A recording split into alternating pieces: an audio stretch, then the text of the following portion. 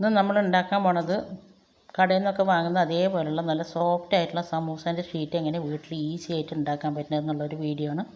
നോമ്പൊക്കെ അല്ലേ വരുന്നത്, അപ്പോൾ ഇതെല്ലാവരും ഇതേപോലെ ഒന്ന് ഉണ്ടാക്കി വെച്ചിട്ടുണ്ടാകാൻ നോമ്പ് കഴിയോളത്തിനൊക്കെ പറ്റും. ഇത് സമൂസക്ക് മാത്രമല്ല കേട്ടോ, ചിക്കൻ റോള് അങ്ങനെ എന്ത് സമൂസ ഷീറ്റും കൂടെ ഉണ്ടാക്കുന്ന എല്ലാത്തിനും ഇത് ഉണ്ടാക്കാൻ പറ്റും. ഇതെങ്ങനെ ഉണ്ടാക്കണമെന്ന് കണ്ടു നോക്കിയാലോ. Welcome back to our channel. നമ്മുടെ പുതിയൊരു വീഡിയോയിലേക്ക് എൻ്റെ എല്ലാ കൂട്ടുകാർക്കും സ്വാഗതം. ആദ്യം ഞാനൊരു ബോൾ എടുത്ത് വെച്ചിട്ടുണ്ട്. ബോളിലേക്ക് നമുക്ക് ആവശ്യമായിട്ടുള്ള മൈദ ഇട്ട് കൊടുക്കുക. ഞാനതിന് 3 കപ്പ് മൈദ ഇട്ട് കൊടുക്കുന്നുണ്ട്. നിങ്ങൾക്ക് വേണമെങ്കിൽ ഇത് ഗോതമ്പ് പൊടിയായിട്ടും ചെയ്യാം, ഇല്ലെങ്കിൽ പകുതി മൈദയും പകുതി ഗോതമ്പ് പൊടിയായിട്ടും ചെയ്യാം. പിന്നെ അതിലേക്ക് നമുക്ക് മാവിന് ആവശ്യമായിട്ടുള്ള ഉപ്പിട്ട് കൊടുക്കുന്നുണ്ട്. 1 ടേബിൾ സ്പൂൺ ഓയിൽ ഒഴിച്ച് കൊടുക്കുന്നുണ്ട്.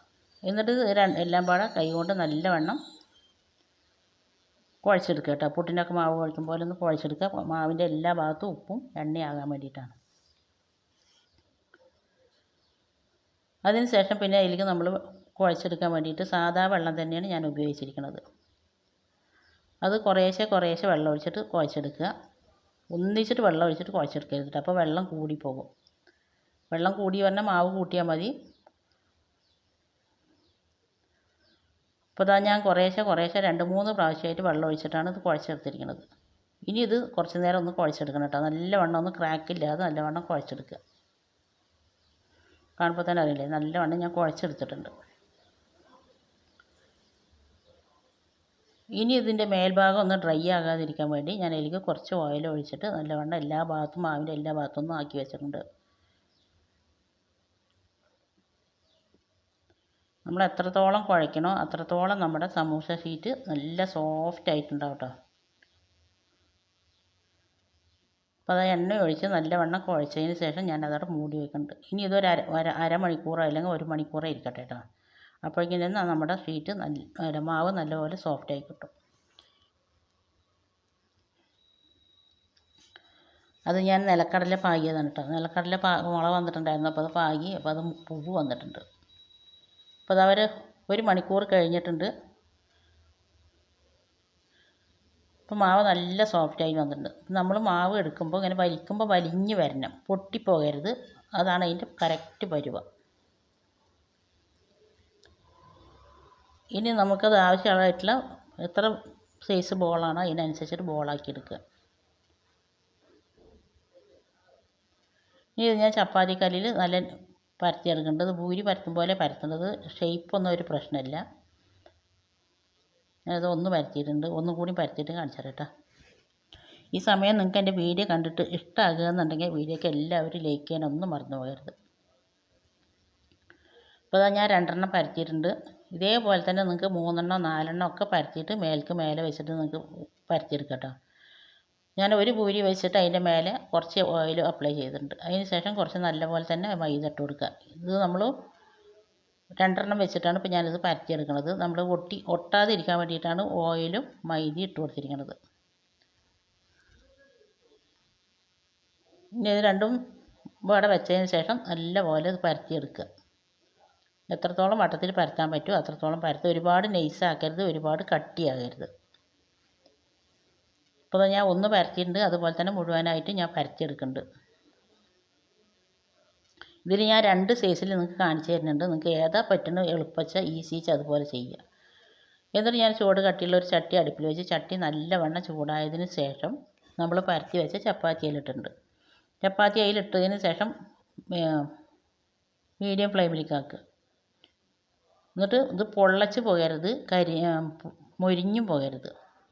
പെട്ടെന്ന് തന്നെ മറിച്ചെടുക്കണം കേട്ടോ.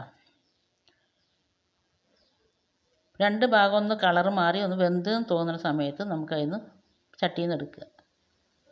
പൊള്ളച്ചിട്ടുണ്ട് പറഞ്ഞാൽ മൊരിഞ്ഞു പോവുള്ളൂ. അപ്പോൾ നമുക്കിത് സമൂസ മടക്കുമ്പോൾ പൊട്ടിപ്പോകും ഷീറ്റ്. നമുക്ക് നല്ല സോഫ്റ്റ് ആയിട്ടുള്ള ഷീറ്റാണ് കിട്ടേണ്ടത്. ഇനിയിപ്പോൾ ഇത് സമൂസൻ്റെ അതേപോലത്തെ ഷേപ്പ് കിട്ടാൻ വേണ്ടിയിട്ട് ഇതിൻ്റെ 4 ഭാഗം ഒന്ന് മുറിച്ച് കൊടുക്കുക. ഇത് നമുക്ക് മുറിക്കണമെന്നൊന്നുമില്ല കേട്ടോ.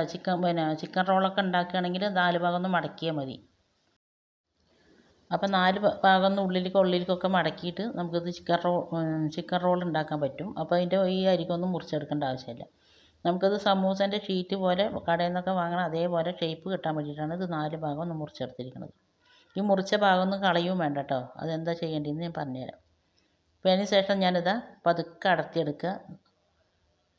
പെട്ടെന്ന് ഇങ്ങോട്ട് വലിച്ചിട്ട് പറഞ്ഞാൽ പൊട്ടുള്ളൂ. ഇപ്പോൾ ലൈറ്റ് ചൂടുണ്ട്, കാണുമ്പോൾ തന്നെ അറിയില്ല. നല്ല ഷീറ്റ് നല്ല പെർഫെക്റ്റ് ആയിട്ട് തന്നെ നമുക്ക് കിട്ടിയിട്ടുണ്ട്. നല്ല സോഫ്റ്റാണ്, നല്ല സ്മൂത്തായിട്ടുള്ള ഷീറ്റാണ്. ഇതേപോലെ നിങ്ങളൊന്ന് കണ്ടതിന് ശേഷം നിങ്ങളൊന്ന് ഇതേപോലെ ഉണ്ടാക്കി നോക്കുക കേട്ടോ. നോമ്പിൻ്റെ മുമ്പ് തന്നെ ഉണ്ടാക്കി വെച്ചാൽ മതി. അപ്പോൾ അത് നല്ലപോലെ സോഫ്റ്റ് ആയിട്ടുള്ള ഷീറ്റാണ്. ഇനി നമുക്കിതൊന്ന് നടുവിൽ മുറിച്ചെടുത്താൽ അപ്പോൾ നമുക്കിത് 2 ചപ്പാത്തിയും കൊണ്ട് 4 ഷീറ്റ് കിട്ടും. ഇതേപോലെ നമ്മൾ 2-3 കപ്പയും കൊണ്ട് മൈദയും കൊണ്ട് ഉണ്ടാക്കി വെച്ചാൽ ഒരുപാട് ഷീറ്റ് കിട്ടും കേട്ടോ. ഇതിപ്പോൾ ഒരു ടൈപ്പാണ് ഞാനിത് കാണിച്ചത്. ഇനി അടുത്തത് ഞാൻ കാണിക്കുന്നത് അറിയാത്തവർക്ക് വേണ്ടിയിട്ടും ആദ്യമായിട്ട് ചെയ്യുന്നവർക്ക് വേണ്ടിയിട്ടും ഉള്ളതാണ്. ചപ്പാത്തി പരത്തും പോലെ ഒക്കെ പരത്തിയെടുക്കുക. ചിലവർക്കിത് മേലെ ഇങ്ങനെ വെച്ചിട്ട് പരത്തിയെടുക്കുമ്പോൾ ശരിയാവില്ല, ആദ്യമായിട്ടൊക്കെ ഉണ്ടാക്കുന്നവർക്ക്. അപ്പോൾ അവർക്കൊക്കെ അതേ ചെയ്യാൻ പറ്റും കേട്ടോ. ഒരുപാട് കട്ടിയായി പോകരുത്. ഇനി ചട്ടി നല്ലവണ്ണം ചൂടായതിനു ശേഷം തന്നെ നമ്മൾ ആദ്യം ഉണ്ടാക്കിയ പോലെ ചപ്പാത്തി ഇട്ടിട്ട് പെട്ടെന്ന് തന്നെ മറിച്ചെടുക്കുക. ഒന്ന് കളറ് മാറി വന്നാൽ മതി. ഒരുപാട് ഹാർഡായിട്ടും പൊള്ളച്ചിട്ടൊന്നും പോകരുത്. ഇതേപോലെ നിങ്ങളൊന്ന് ഉണ്ടാക്കി നോക്കിയതിന് ശേഷം ഫീഡ്ബാക്ക് അറിയിപ്പിക്കുക. നിങ്ങളുടെ ഫീഡ്ബാക്ക് കാണുമ്പോഴാണ് ഇനി ഒരാൾക്കും കൂടി ഇത് ഉണ്ടാക്കി നോക്കാമെന്നുള്ളൊരു തോന്നലുണ്ടാവുള്ളൂ. നമ്മൾ ഉണ്ടാക്കിയ എല്ലാ ചപ്പാത്തി ഇതേപോലെ തന്നെ അരികും 4 ഭാഗം മുറിച്ചതിന് ശേഷം ഷീറ്റ് നടുവിൽ മുറിച്ച് ഷീറ്റാക്കിയതിന് ശേഷം പിന്നെ നമുക്കിത് ഫ്രീസറിൽ സൂക്ഷിക്കാം. ഫ്രീസറിൽ നമ്മളൊരു സിപ്ലോ കവറിൽ അല്ലെങ്കിൽ നല്ല വലിയൊരു ഡപ്പി ഉണ്ടെങ്കിൽ ആക്കിയതിന് ശേഷം ഫ്രീസറിലാണ് കേട്ടോ വയ്ക്കേണ്ടത്, ഫ്രിഡ്ജിലല്ല. അതുപോലെ തന്നെ നമ്മൾ മുറിച്ചെടുത്ത അരികു ഭാഗമൊക്കെ നല്ലപോലെ വെള്ളത്തിൽ വേവിച്ചാൽ നമ്മൾ കുട്ടികൾക്ക് നൂഡിൽസൊക്കെ ഉണ്ടാക്കി കൊടുക്കില്ലേ, അതേപോലെ ഉണ്ടാക്കിയിട്ട് വേവിച്ചതിന് ശേഷം നമുക്ക് നൂഡിൽസ് ഉണ്ടാക്കും പോലെ ഉണ്ടാക്കി കൊടുക്കാം. ഈ റെസിപ്പി നിങ്ങൾക്ക് ഇഷ്ടമായാൽ നിങ്ങളെല്ലാവരും നിങ്ങളുടെ ഫ്രണ്ട്സ് ആൻഡ് ഫാമിലി ഗ്രൂപ്പിലേക്ക് ഒന്ന് ഷെയർ ചെയ്യുക. സബ്സ്ക്രൈബ് ചെയ്യാതെ കാണുന്ന കുട്ടികളൊന്ന് സബ്സ്ക്രൈബ് ചെയ്യുക. അപ്പോൾ ഇനി അടുത്ത നല്ലൊരു റെസിപ്പി ആയിട്ട് വരുന്നവരെ ഓക്കെ, താങ്ക് യു.